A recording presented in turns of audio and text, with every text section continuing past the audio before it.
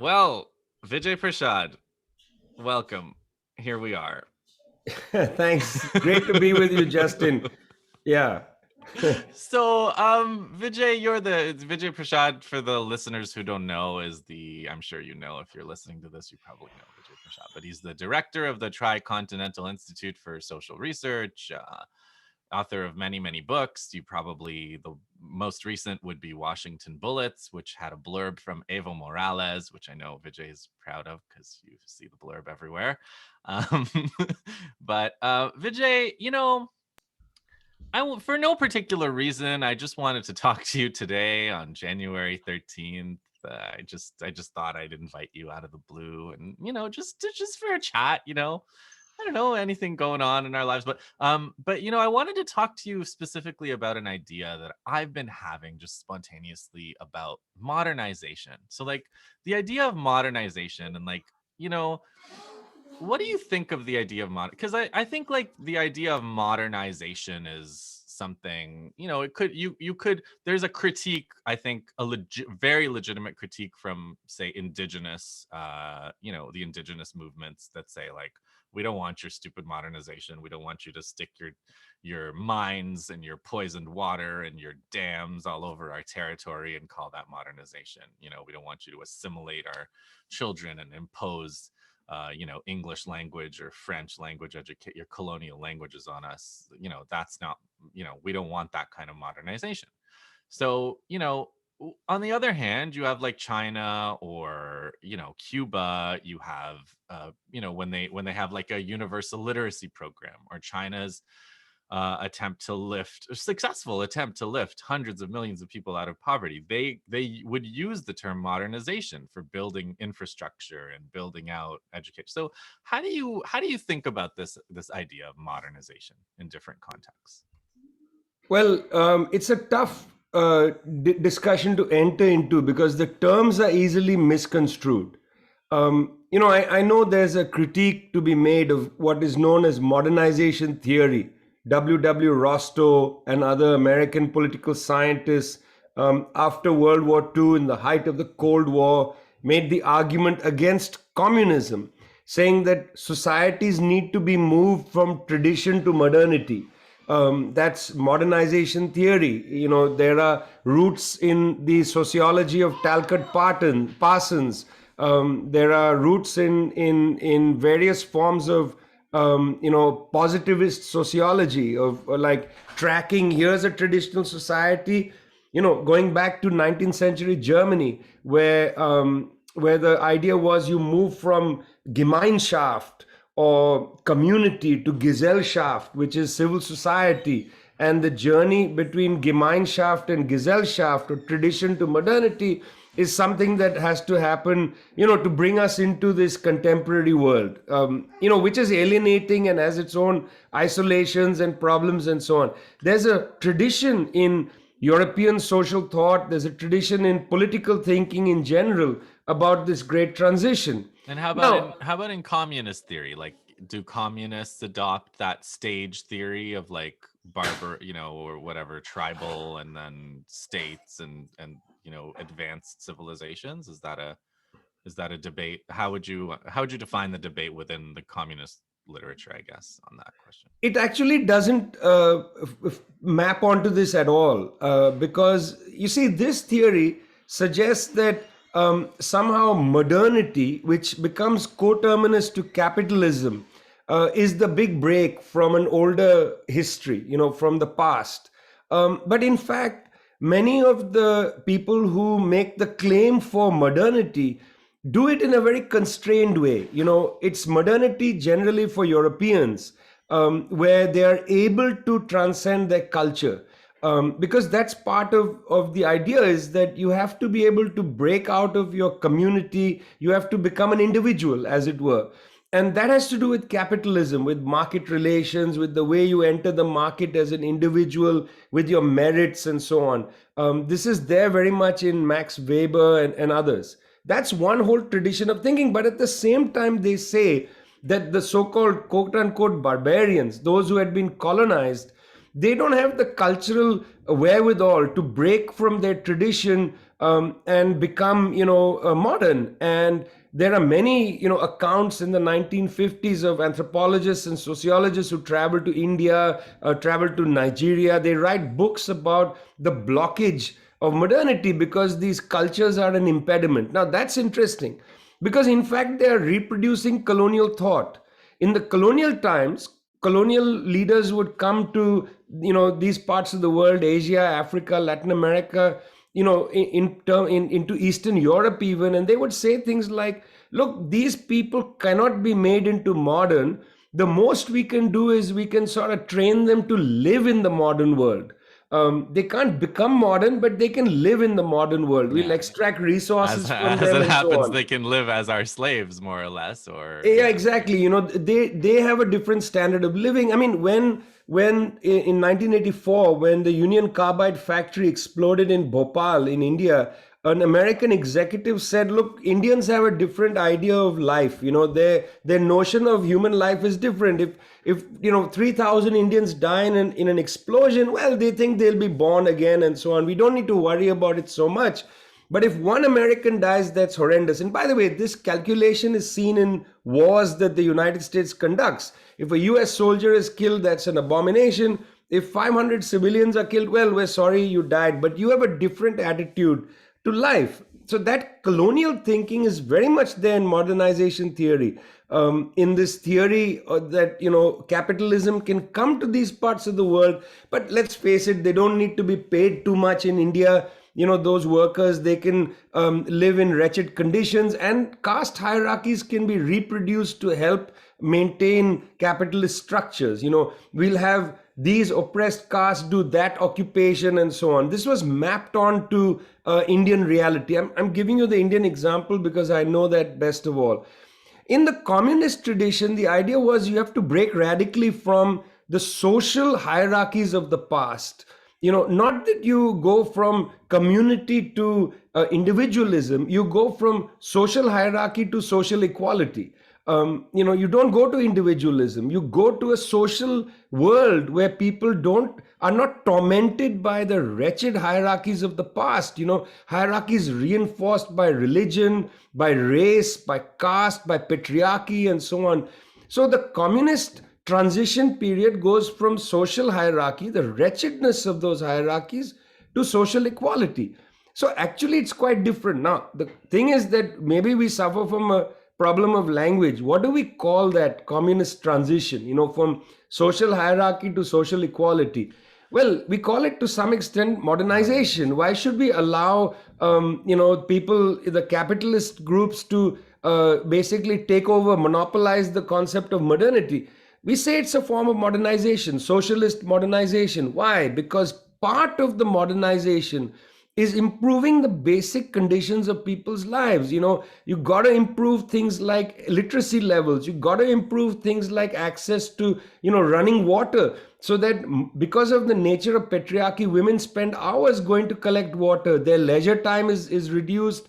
Their capacity to study is reduced. Their capacity to engage other people is reduced. Yeah. So all of But that is part of socialist modernization. and literacy, right? So like in a lot of communist revolutions, there is a program to make sure that girls and women learn to read at the same rates as men, and there's often a lot of resistance to that in rural areas. We've been talking about Afghanistan for a while, and that whole thing that came up. Anand Gopal wrote this article called "The Other Afghan Women," where he was talking about why women and accepted the Taliban like over the American, constant bombing and destruction of their villages, and they thought at least the Taliban could, put an end to this.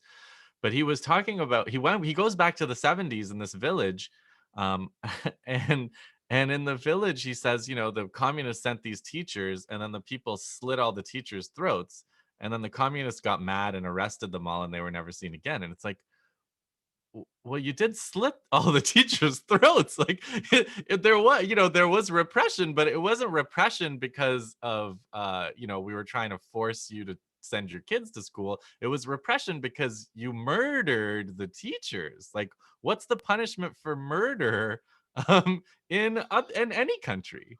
Well, also that story is not, it's not accurate how it's Mhm. told. I mean, I spent a lot of time talking to Anahita Ratevzad, who ran some of those literacy programs, have explored these things in Afghanistan and so on.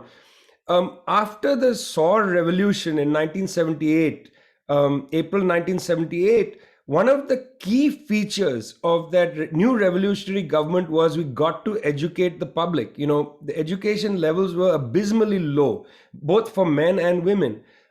So 15,000 communists and sympathizers and teachers went out into rural areas extremely bravely because they had to confront the landlords, they had to confront conservative men, they had to confront conservative religious leaders, and eventually they had to confront the Mujahideen funded by the Pakistanis, the Saudis, and the United States come across the border from Pakistan and attack them. These were very brave people, 15,000 of them, and thousands of them either lost their lives or were kidnapped and never seen again. Many were kidnapped, and God knows what happened to them. Were they taken to Pakistan? Were they forced to do whatever? I don't know. We don't know. These are brave people. What were they doing wrong? They were out there trying to bring literacy and education in the countryside, and they were confronted not by the people. That's why I said that the story is wrong. They were not confronted by the people. They were confronted by landlords, by religious clerics, by conservative figures who said we don't want education for our serfs. Because let's face it, in rural Afghanistan in the 1960s and 70s, land relations were appalling, and most of the landless workers had to work as serfs. They were indebted bond slaves and so on. And when the communists and the teachers and others came to the countryside to conduct literacy classes amongst the bond slaves and so on, landlords didn't want that. This was a great threat to their, what they saw as their property. So which side are you going to stand on there? Are you going to stand with the landlords and with the mullahs and with the conservatives, or with these people who want education? I'm not saying stand with the teachers, the people Well, who want education, the bond yeah. slaves and so on. That's why I reject the characterization the people rejected the teachers. Not true. There's a Yes, class struggle in the countryside, exactly. and the teachers Which came on people? the side of one Yeah. class against another, Le- and they were killed because they did that. Now, is this modernization? To my mind, yes, but it's also the advance of society. Right. Are you against that? I want to add two more examples. One is obviously from Fan Shan, which is this documentary of the Chinese Revolution in a village. It's a book. It's a big book by William Hinton. And I gathered later that William Hinton's daughter like lived in China and speaks fluent Chinese and participated in the government. But anyway, Hinton wrote this thing, and it's like, again, it's like land reform. It's the way people pressed for land reform during the Chinese Revolution, and he talks quite a bit about the conditions before the revolution, where as a peasant, you have to go to the bathroom on the landlord's toilet, because he is not just entitled to your labor and your time, but he's also entitled to your bowel movements, because that becomes night soil, which is his right. If you're working for him, that's his right. So landlords hate that. So that's like, what do you call that? Do you call that changes in that condition modernization? That's one. Another example I wanted to add was the US after the Civil War, the Reconstruction. That was when public education arrived in the US, especially in the South. But like most of the public education in the US starts after slavery is abolished, after the Civil War. And again, people were dragged kicking and screaming to education because the elite, the Southern elite and the racist elite despised it. And it was Black people who wanted education and demanded education that that led to that. And so, and then I just wanted to make a complete and utter contrast, which I think you will agree, I'm setting you up to agree with what Canada does, and did with indigenous children. That has nothing to do with modernization. It has nothing to do with education. They were kidnapping these children and taking them to these places where they died in huge numbers and burying them in unmarked graves. And they were doing that with some kind of religious justification, but ultimately they said, we are doing this to kill the Indian and the child. We are doing this to get a final solution to the Indian problem. That's fascism. That's the opposite of socialist or communist modernity, like the opposite, in the sense that like these people are fighting to the death all over the world, these two projects. So that, You do know, you I'm really agree? glad you brought up Bill Hinton's book, William Yeah. Hinton's book, Fanshan. I recommend to people another book, 10 Mile Island, 10 Mile Inn, sorry, 10 Mile Inn by Isabel Crook and David Crook. In fact, I met Isabel in Beijing just a few years ago. There were a group of Americans like William Hinton and others. Many of them studied at the Putney School in Vermont as children. And they went to China. They were, socialists in one way or the other. Many of them worked in Chinese media. So did Isabel Crook. But 10 Mile Inn is as good a book as Fanshan. I met William Hinton toward the end of his life. All of them were struck by the way in which the Chinese Revolution, the people involved in the Chinese Revolution, were angry with the cultural practices of their past, from foot binding to deference to landlords. When the Chinese Revolution succeeds, and Mao is there at Tiananmen Square, the phrase he uses is captivating. He says, China has stood up. The idea of standing up is important. When Thomas Sankara takes power in Upper Volta in a coup d'etat in 1983, one of the first things Sankara does is he changes the name of the country. He says, Upper Volta, that's a colonial name. We don't live north of the Volta River.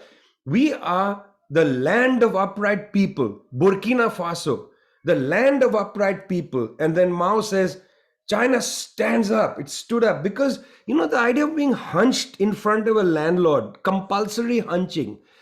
When a landlord comes by, you have to bow down. You have to bow your head. Look, eyes have to be averted. Your family is from Kerala. In Kerala, there were hideous cultural practices that the landlords and Brahmins enforced. People had to look down. Their shadow couldn't touch a Brahmin. They couldn't open an umbrella on the road. They couldn't walk on the main road. They had to walk on side roads. Women couldn't wear a top. They had to have their breasts exposed and so on. This wretched kind of culture that we inherited in 10 Mile Inn, Isabel and David Crook write with great feeling of the anger of the peasantry as they come into some authority and they say, we're not going to tolerate this anymore. Sorry, we are going to transform our culture. Now, what do you call this? You call this the advance of a society. This is a people saying we are going to reject it. And it's a class struggle. It's about a certain class that has been suffocated, saying we want to breathe. That's why I like that phrase a lot. Land of upright people in Sankara's, thing. Yeah. Or Mao saying, stand up straight. Well, and I think we should, I think that's a great thing, because like historically speaking, because he didn't just say like Chinese people have stood up. He said China has stood up. And he's referring to stood up after the so-called century of humiliation, the long century of humiliation that starts with the Opium Wars, the destruction of the Summer Palace, the basically sponsoring both sides of the Tianping rebellion, the Taiping rebellion, the famines that they imposed. The if you late Victorian Holocaust has a little bit of this. That, like, we're talking about tens of millions of people, of Chinese people who died, just like Indian people who died from these famines at around the same time during this century. Wars and destruction, and that is actually when Hong Kong became a colony of Britain.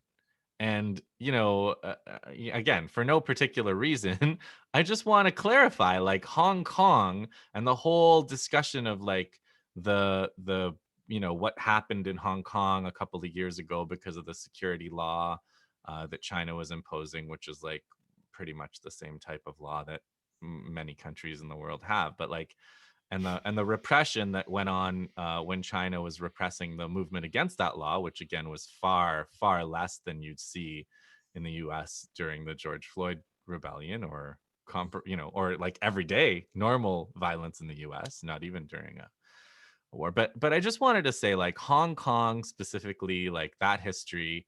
Um, there's a little bit too much colonial nostalgia for like how great things were under the British, that I see when people are talking about Hong Kong. I don't know if you detect that kind of vibe. Yeah, well, the first thing I want to say, because you've raised it in this way, Justin, is that in India, when India wins its independence and the partition takes place, and India is then created as a republic in 1947, independence, 1950, we have a constitution and become a republic.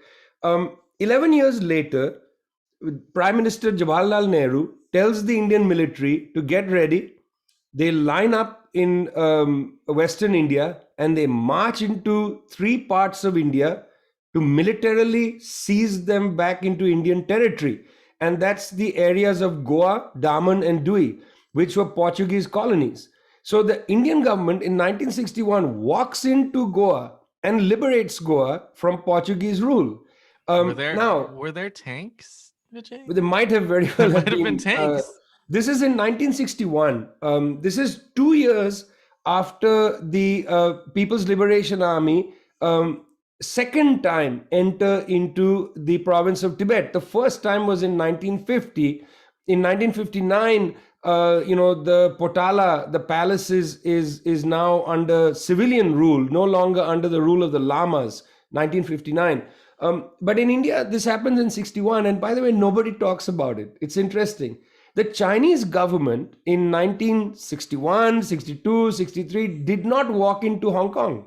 They waited till 1997 when effectively the lease ran out. I mean, the Chinese government actually followed the terms of the lease that had been there with the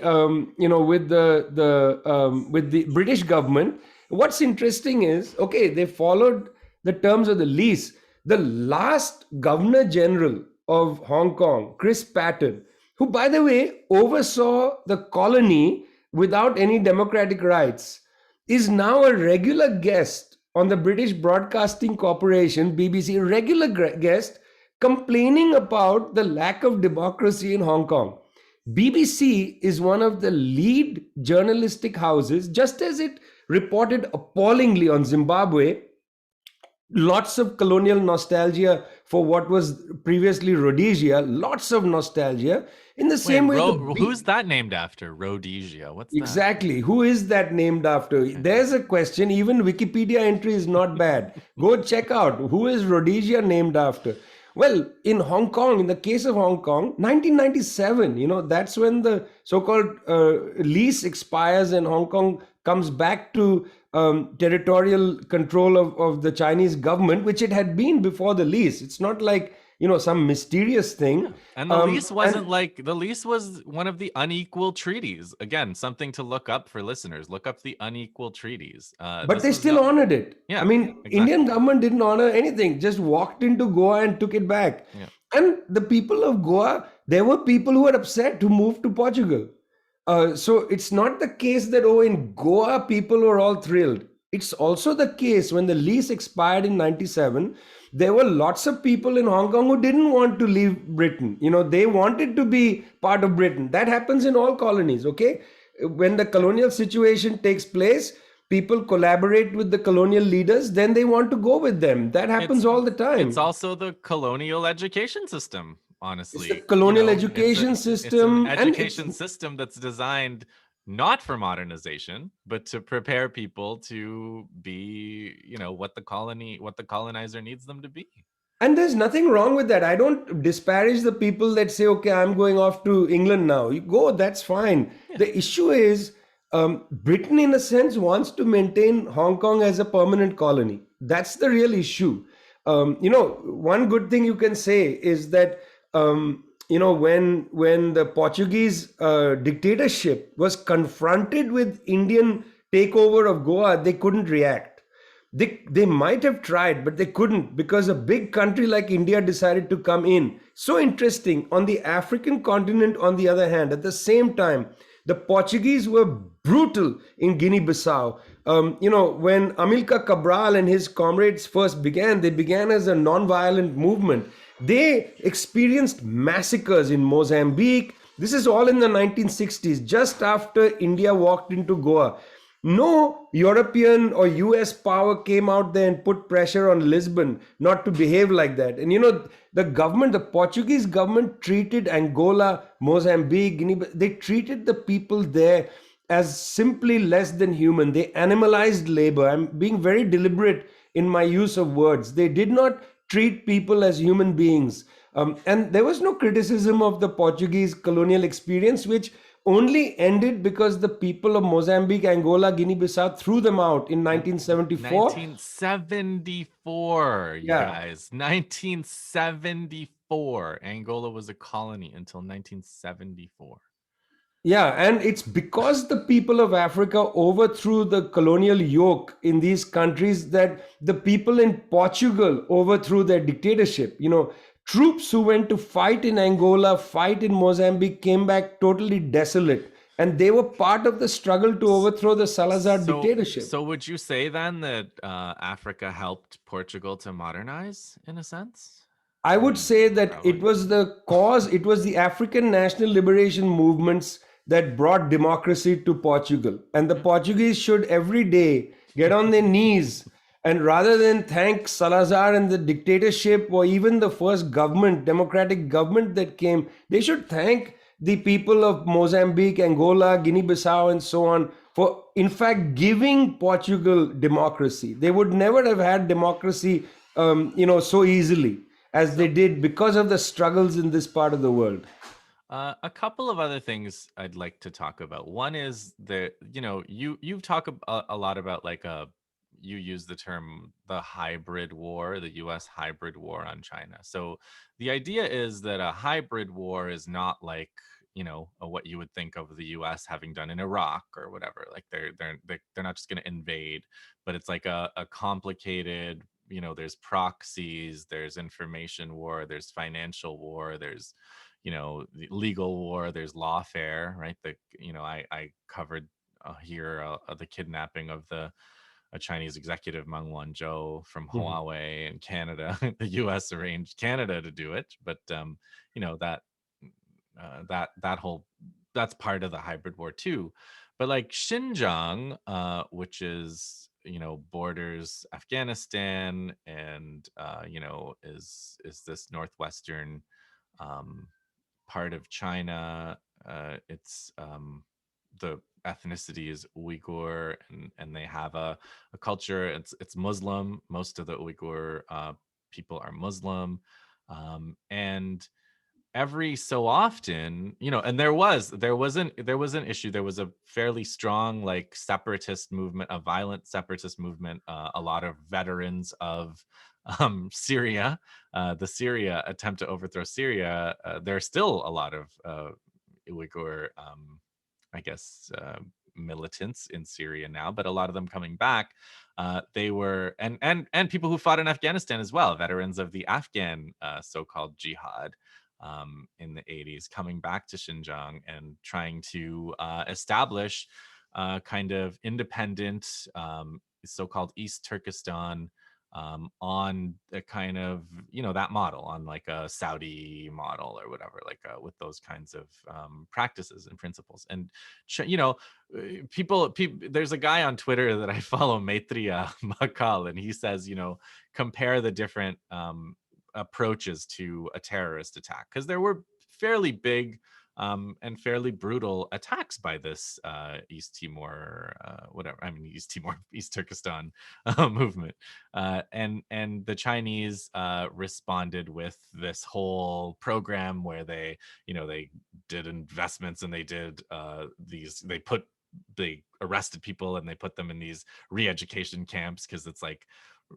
everything for them is like, it's like that Maoist policy of like you stick people, you sit people down and you criticize them and so on. Like there's a whole history of this in Chinese history. But like his point was, maybe that re-education is bad.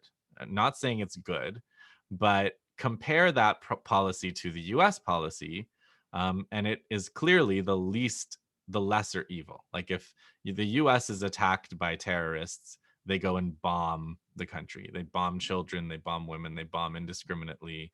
They cluster bomb, they leave bombs that are going to be there for generations. They destroyed Afghanistan, they occupied it for 20 years. They killed 1 million people in Iraq, supposedly all to fight terrorism. China has these re-education camps in Xinjiang where people are, they learn job skills and language, and there's a lot of monitoring, there's a lot of surveillance. They watch for what people do on the internet, the way the FBI, other people watch what you do on the internet. If you watch too many jihad videos, you will get a visit from the Secret Service in Canada or in the US. So like the thing in Xinjiang is, I think it's fair to say, there's a state, there's repression, there's things that they've done as a result of trying to repress this campaign of separatism and some of these organized attacks. Now, what my problem here is the people in the US that have the take on it, where like we should boycott,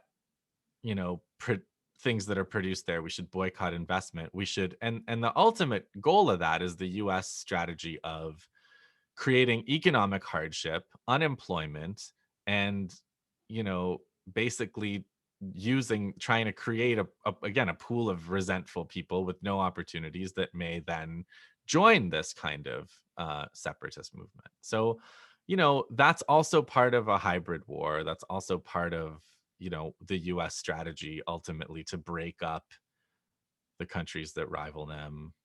That's their long-term idea. So I don't know. What do you think about the US hybrid war, and also for, people who call for things that are actually going to hurt the people there even more? You know. Yeah, well, let's go back a little bit, Okay. because there were some serious problems in Xinjiang and in other provinces in China, where there were large numbers of minority peoples. When in 1978, when China had a reform era open up under Deng Xiaoping, there was an understanding that China had to grow the economy. It had to increase productivity, it had to increase its scientific and technological know-how and so on, because there was impending stagnation, because after a point you can't keep redistributing whatever surplus you have. You have to produce a surplus and so on. That was in 1978. By the early to mid 1990s, there was a recognition that a lot of disparities had crept in. One of the great disparities was the disparity in areas far from the Pacific, coastal region. Not only Xinjiang, but Kunming and other provinces were not getting the kind of benefits that the Pacific provinces were getting. That was one problem. Secondly, there seemed to be an increase in poverty among minority peoples. That was an issue on the table, and had been, to be fair, an issue on the table in the 1950s, when the Dalai Lama was the chairperson of the National Minorities Commission in Beijing.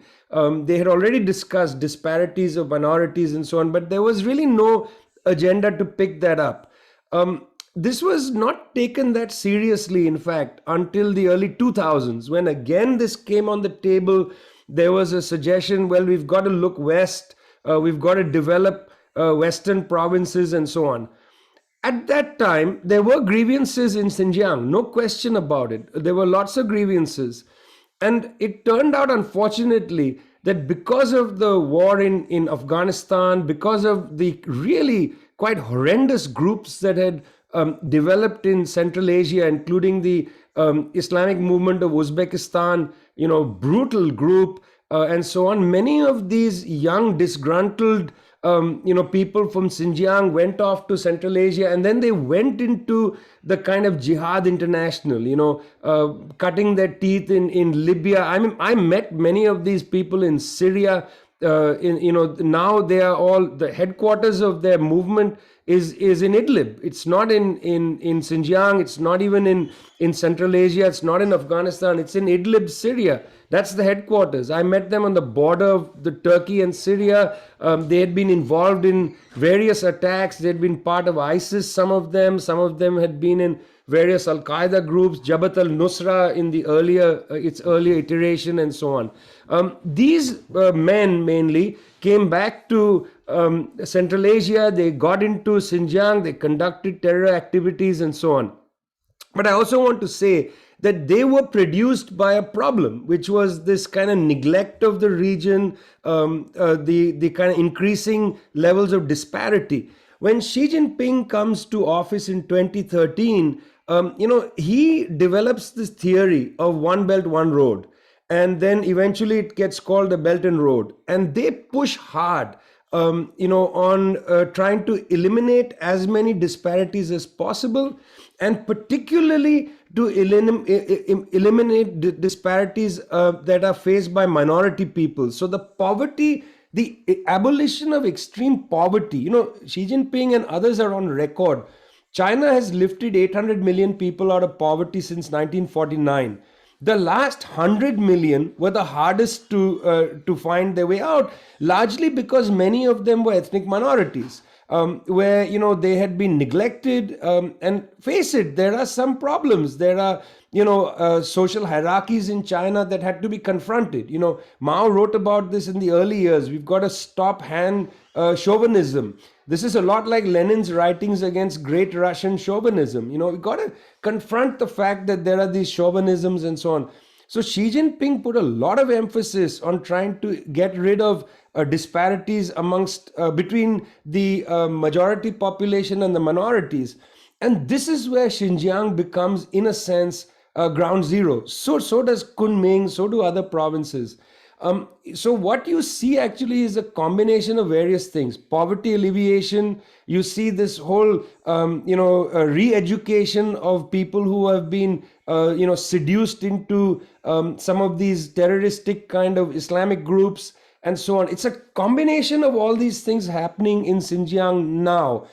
Now, what's partly frustrating is that the kind of communication that comes from Washington, D.C. and other places about what's happening in Xinjiang is unwilling to entertain its complexities. It's unwilling to entertain the issue of minorities who are fighting themselves to get out of poverty, fighting themselves to improve their conditions. I mean, one of the interesting features, just let me finish. The one interesting feature of this, Justin, is the question of mechanization. There was a statement made of slave labor in southern Xinjiang, in the cotton belt. Well, I would like to see John Deere come out and make a public statement about the number of heavy machinery it has sold the government and private companies in southern Xinjiang. John Deere has made a lot of money selling heavy machinery in that part of the world. If you have heavy machinery in the cotton production, what slave labor? I talked to a professor at Urumqi on this issue. She has written a PhD on this. She says, well, look, there are great problems for the laborers. There are lots of problems, just as there are problems for workers all across the world, but it doesn't come to the level of slavery or anything like that. There are struggles that must be taken seriously, but it's different than saying, it's slavery, it's genocide. These are very difficult words, and in fact, rather than elucidate, they shut off discussion.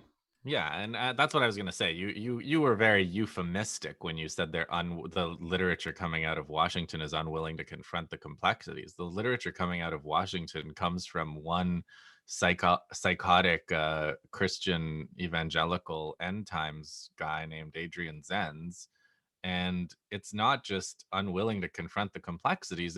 It's willing to make up stuff out of whole cloth. So it's the information is so bad that it's hard to, that's one of the biggest problems, is like it's really hard to assess, or believe any claim that the US makes out about what's going on in any, I mean, and that's true for Iran, it's true for Yemen, it's true for Venezuela or Cuba, but it's also very true for China Well, and the India. sad part of it is that, they manipulate the reality where there are bits and pieces of truth. There are bits and pieces of truth which are put under heavy concepts that make you feel like something horrible is transpiring. The bits and pieces of truth. There have been neglect of minority people. Nobody is denying that in Beijing. In fact, there are documents written about this that directed people in the poverty alleviation campaign to focus on the question of minority disparity.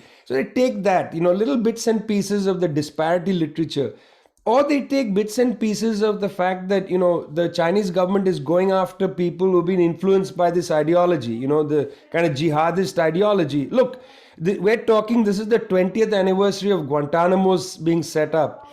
I'm not saying that there's a perfect way to deal with the fact of some sort of ideology that is committed to mass murder or whatever. I don't know if there's a perfect way to do it, but certainly this is not as bad as going and wholesale bombing a country into extinction. Even what the Russians did in Chechnya, Yeah. you're not seeing that in Xinjiang. I mean, Yeah. what the Americans did in Iraq, what the Russians did in Chechnya, what the British did during colonial times, where they just said, we're going to go and bomb the savages.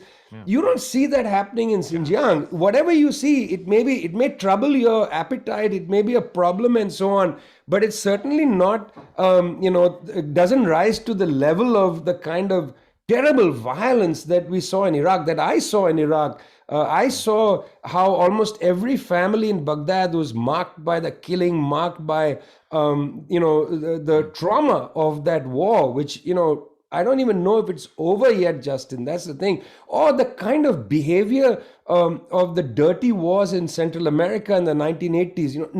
None of this rises to that standard. No, and I mean, like the cultural genocide accusations also don't hold up. There's language, there's signage, there's language education in Uyghur.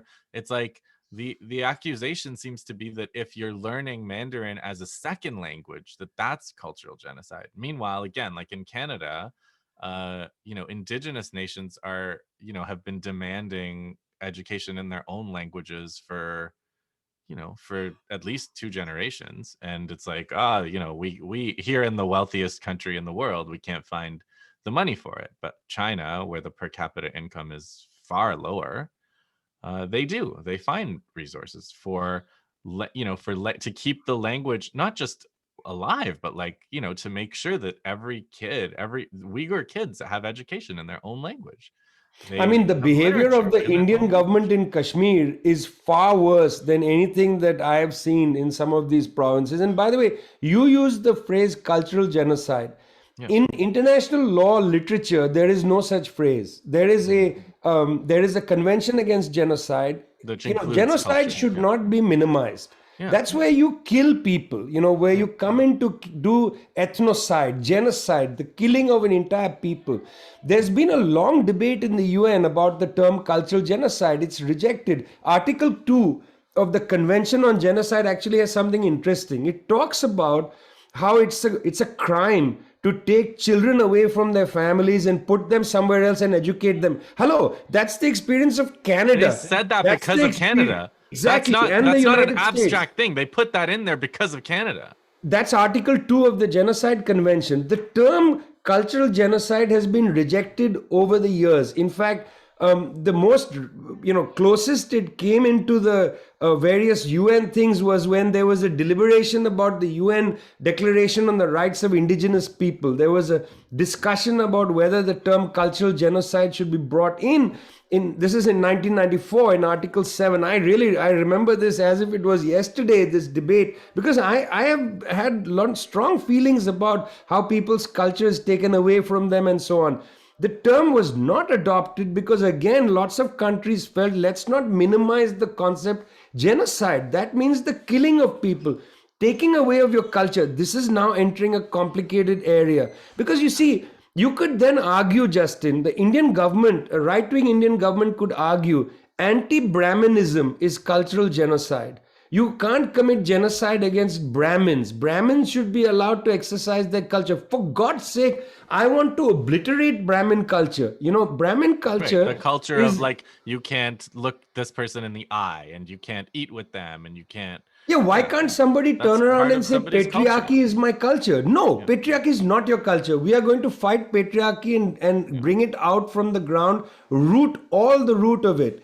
And so that's the reason why cultural genocide, there was hesitancy because people knew what will happen is, and remember, this is 1994. This debate has been going from 1948, Convention on Genocide, till the 90s, right through the period of the 1960s when new cultural forms were appearing. People were talking about women's rights, people were talking about gay rights, people were talking about the rights of minorities and so on.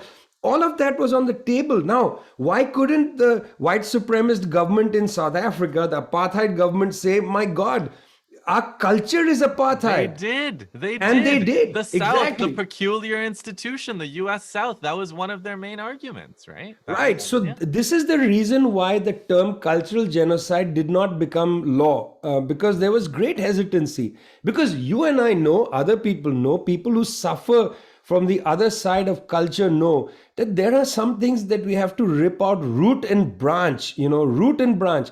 In Tibet, for instance, until, right through when the lamas were in charge, the wretched feudal condition for the serfs must be recognized and put on the table. Whatever you feel about the role of the Dalai Lama in the world and so on, the wretched way in which the lamas ran Tibet has to be put on the table. Now, I don't believe that necessarily, all cultural artifacts or heritages and so on. I was very upset when I saw the Bamiyan Buddhas get blown by the Taliban. It's a great resource of humanity. We don't want to destroy that. We don't want to destroy museums. But the social relations of hierarchy, Justin, social relations of hierarchy, we are not zoo animals, okay? We don't want to have that shit preserved. We want to destroy it.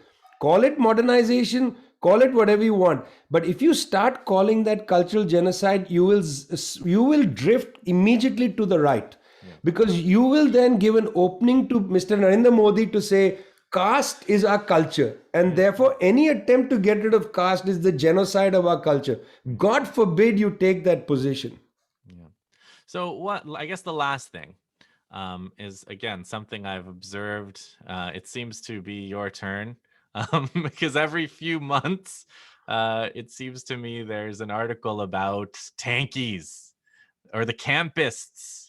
And it's in left publications. So it's sort of like this thing where there's a left publication, they publish a thing being like, in this case, the most recent one was like, there's this debate on the left wing of the Democratic Party, what to do about China, how do we formulate a policy about China, within it's sort of like as a internal to the US debate, what kind of position should the US left take on China, rhetorically, I suppose.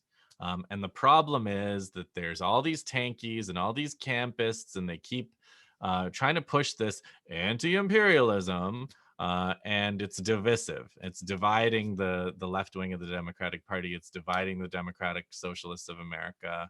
And this article concludes with this thing where they say, during the last Cold War, the U.S. monopolized freedom and the USSR monopolized the discourse of peace. And, it seems like we can't have both. And, I don't know what we're going to do about China. And it's like the other pattern that I notice is like there's like they kind of go after individuals too. So it's like, I remember during the Syria, when Syria was big, they went after Rania Khalek in a big way. And they were like, Rania Khalek is an Assadist.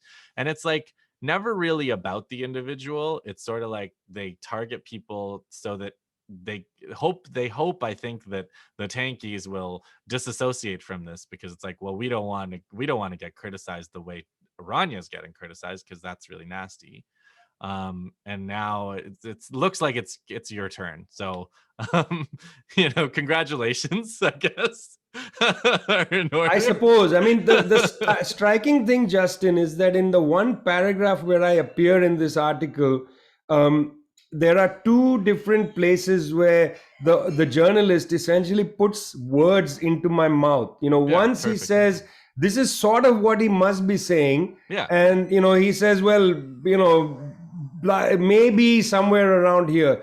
I mean, that to me is an outrageous use of if you're not clear. I spoke to the journalist. If the journalist is not clear about what I said to him, he had my phone number.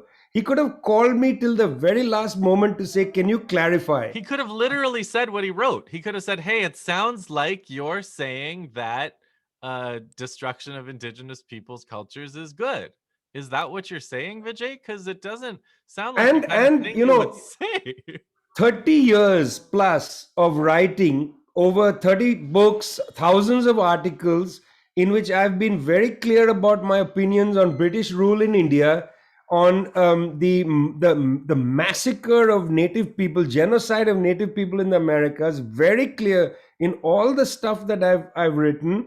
To then suggest that my analogy was suggesting that I believed it was okay to conduct the genocide of native people. I find that not only to be disingenuous, that's libel.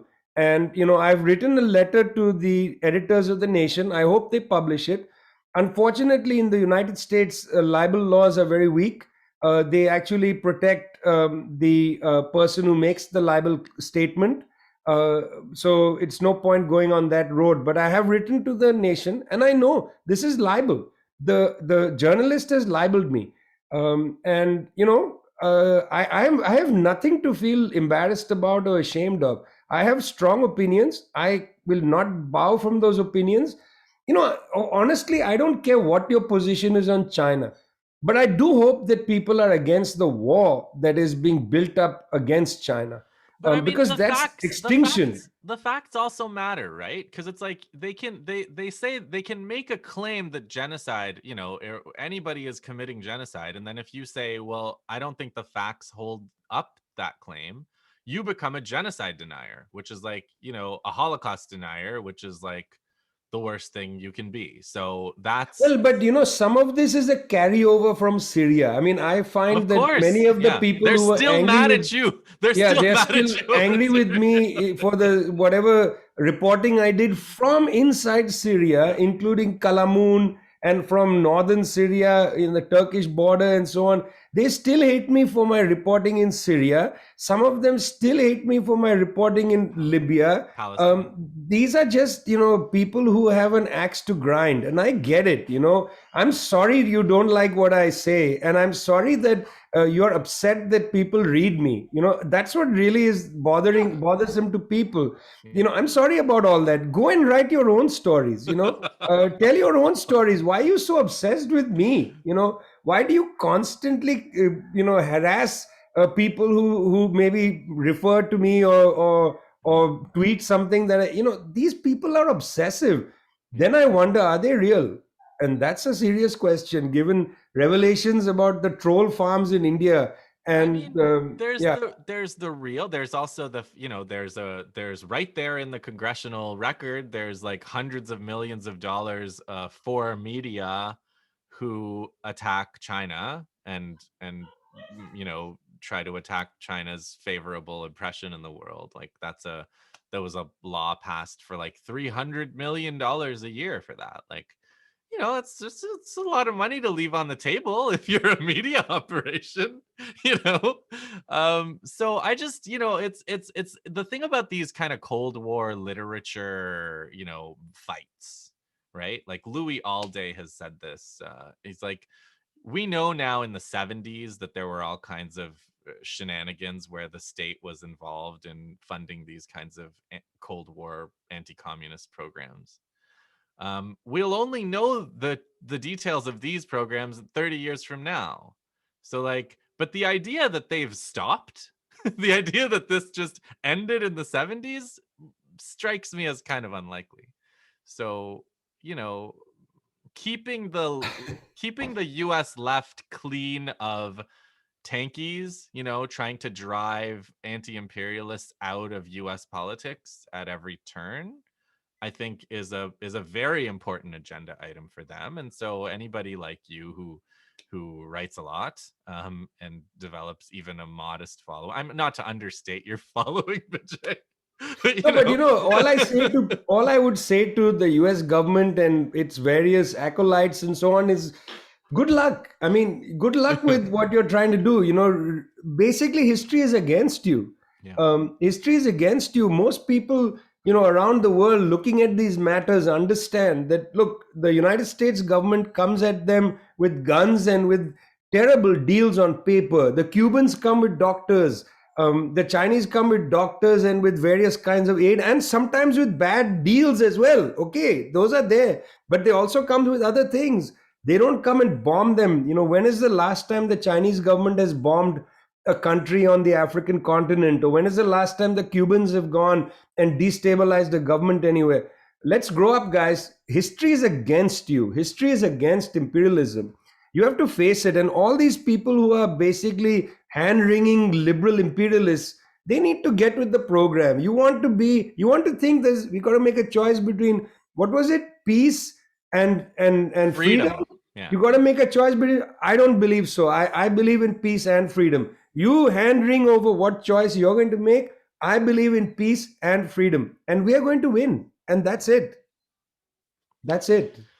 Vijay Prashad, thank you for joining me today. Thanks a lot.